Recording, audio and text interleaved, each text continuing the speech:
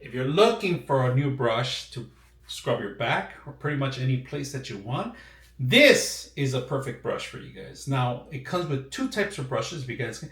A lighter brittles and little shorter brittles too. So this one, if you guys can see, look at the length of it, all right? I'm just gonna turn around here to show you the places that you can reach, all right? As a big guy, my hand can't reach back there. So this is a perfect tool for taking a shower or taking a bath. This is perfect. Now, they do give you a little handle here that you can hang this anywhere. Now, if you want to travel, look at this. Take it apart, all right? You can take it apart easily, all right? Now, in the center of it, if you guys can see that, there's a little area right here. I'm going to show you what the gap is for. When I found out about the gap, because, you know, I don't really know that. Look at that.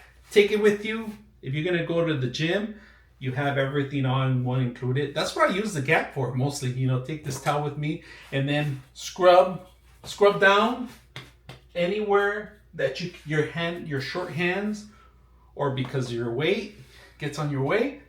This is perfect. So the angle of it, it's a shape, so anybody can use it from anywhere in your part of your body. And of course, the hanging's a plus. I hope you guys enjoyed this video.